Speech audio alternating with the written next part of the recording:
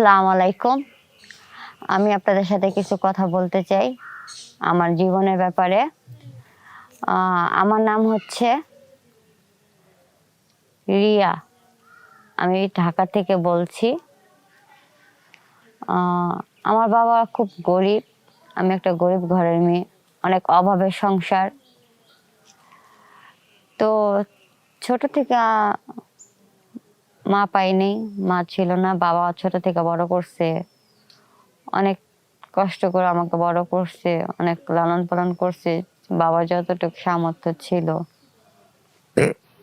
আমাকে বাবা পড়ালেখা করাইছে, কিন্তু বাবা অনেক কষ্ট করছে আমার নিয়ে। তো আমি অনেক ছোটবেলা অনেক দুষ্ট ছিলাম, বাবাকে খুব বিরক্ত করতাম, জ্বালাতন করতাম। কিন্তু বাবা কখনো আমাকে বুঝতে দেয়নি যে মার অভাবটা কি।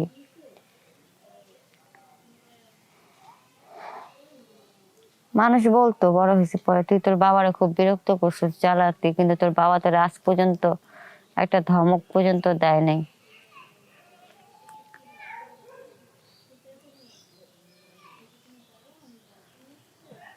তো মাঝে মধ্যে না এখন সেই কথাগুলো মনে পড়লে খুব কষ্ট লাগে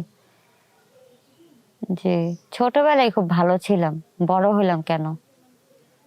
তাহলে আজকে আমার এরকম হইতো না। দেখেন, মেয়েরা বড় হয়ে গেলে বাবা মার মাথায় একটা চিন্তা থাকে, মেয়ের বিয়ে দিতে হবে, এই করতে হবে, সেই করতে হবে। কিন্তু আমার বাবা গরিব ছিল, তো বাবা তেমন বড় কোনো আশা করতে পারতো না। চাইলেও আমার এনে কোনো এমন বড় আশা করতে পারতো না। বাবার মনে কষ্ট ছিল, ভাবতো সারাক্ষণ যে মেয়ে তো বড় হয়েছে, মেয়েটার এনে এখন কেমনি কি করি, একটা ভালো জায়গা বিয়ে দিতে পারলে খুব ভালো লাগতো। মরার আগে যদি মেয়েটার বিয়ে দিয়ে যেতে পারতাম। সবসময় আমার বাবা এই জিনিসটা চিন্তা করতো। তো আমি বুঝতাম।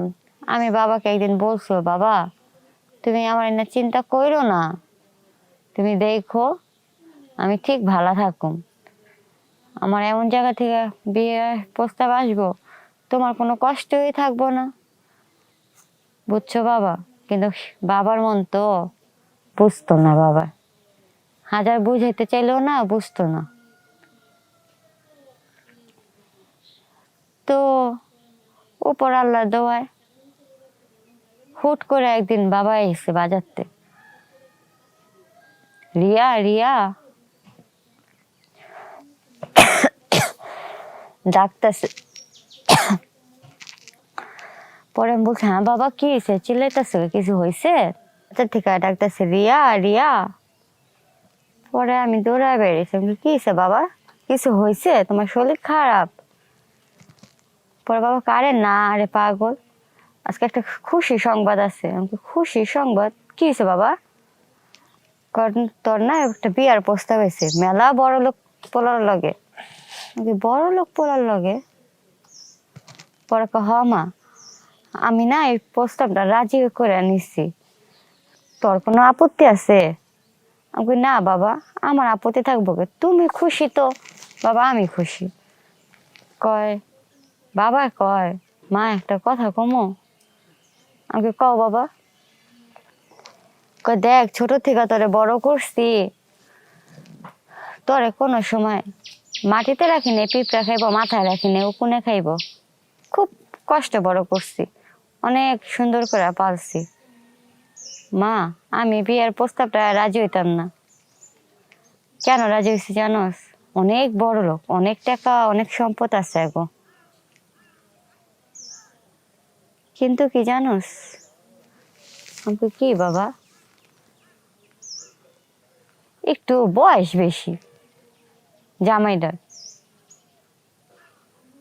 আমি না চুপ হয়ে গেলাম যে আমার ইয়াং একটা মাইয়া, বয়স্ক একটা বেটার লগে আমার বিয়ে হইব? থাক গা, পরে চিন্তা করলাম, থাক, টাকা পয়সা তো আছে, সমস্যা কি?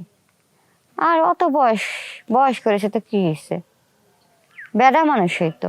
পরে আমি বললাম, আচ্ছা বাবা তুমি যেটা ভালো বুঝো, সমস্যা নেই, আমি রাজি আছি। তো বাবা খুশি হইলো।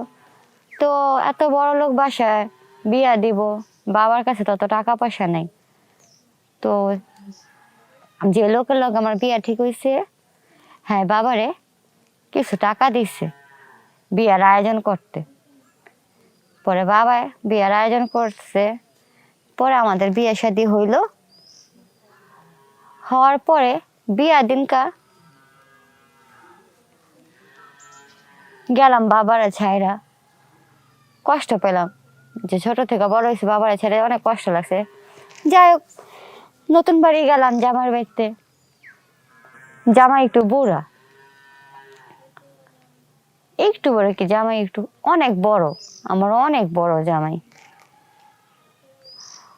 এখন বাসর ঘরে ঢুকছি, সে আমার লগে সময় দিতে পারে না। সে আমার কাছে আসার আগে তার শেষ। সারা রাত চেষ্টা করেও সে হাজার চেষ্টা করেও পারলো না কিছু করতে। এখন আমি একটা ইয়াং মেয়ে, বিয়া রাত্রি যদি আমার সাথে এরকম হয় তো কেমন লাগে বলেন। তা আমি এগুলো ভাইবা আমি বিয়ের পরের দিনকেই বাবার বাসায় আইসা পড়ছি। বাবাকে কি হয়েছে মা, এন্ড বাবারা তারা এগুলো কিছু বলতে পারি না, কারণ বাপ তো ঘরে মা নাই যে মার কাছে কিছু বলুন। বাবার এসব কিছু বলতে পারি না, আমি তো বাবার বাসায় আইসা পড়ছি। আপনারাই বলেন, এই যে আমার মতো একটা মেয়ে, টাকা পয়সা দেখি কখনো এগুলো চাহিদা মেটানো যায় বলেন? স্বামীর সুখ বড় সুখ, যদি স্বামীর সুখ না পাইলাম তাহলে টাকা পয়সাটা কি বলেন? একটা মেয়ের যদি এটাই শখ পূরণ না হলো, তো সে কিভাবে সংসার করব? তা আপনার কাছে মূলত কর এটাই যে হ্যাঁ আপনারা টাকা পয়সা দেখা বিয়ে করেন, বয়স্ক দেখা বিয়ে করেন, কিন্তু এরকম কিছু করেন না আমার মতো, এরকম ভুল করেন না আমার বাবার মতো, যে টাকা পয়সা দেখা বয়স্ক দেখা পরে তারে বিয়ের রাতে ছেড়ে আসতে বসে আপনার সাথে সময় দিতে যাই, তারা সময় শেষ হয়ে যাবে। সারা চেষ্টাও পারবো না আপনার কাছে আসতে, চেষ্টা করেও সে পারে না। তো এটাই আপনাদের কাছে আমার বলার উদ্দেশ্য। যাই হোক, আশা করি কথাটা বুঝতে পারছেন।